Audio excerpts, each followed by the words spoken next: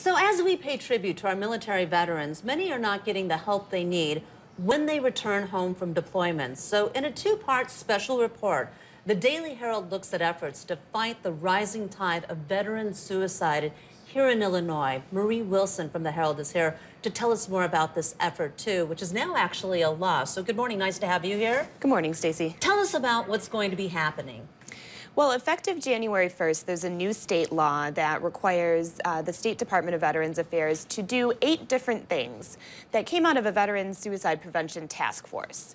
And veterans and suicide prevention experts tell me that some of the main components of this law are things like outreach to veterans who served in combat units, and creation of more peer-to-peer programs so one veteran can help another with mental health conditions or struggles, as well as creation of a families program to teach families what it's like to return from deployment and try to adjust to that emotionally. Right. You actually focused on a few veterans, but the main one you focused on actually tried to commit suicide twice, is willing to talk about this to really come out of the shadows and help others too.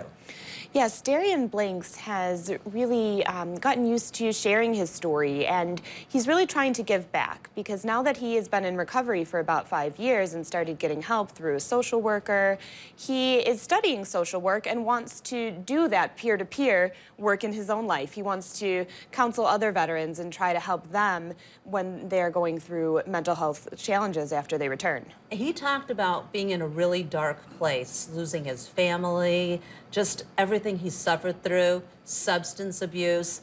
Where he sits right now, what is his message really to other veterans too? A lot of the message that I heard from Darian and other veterans is you're not alone.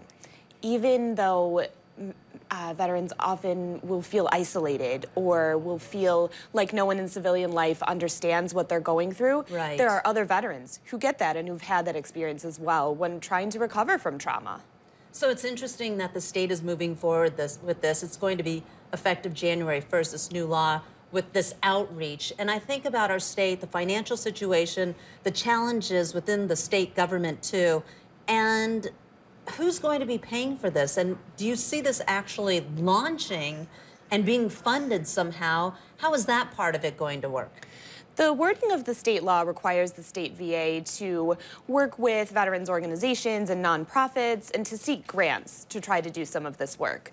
And one of the state legislators who was on the task force that created these recommendations tells me that she thinks one of the main benefits of this is that it has already put veterans suicide prevention just into the spotlight more, so that whatever happens going forward, this issue will be discussed further. All right, Marie Wilson, such a critical and important topic. Thank you very much. And you can read the full story, too, in today's Daily Herald. You can also read it online at dailyherald.com.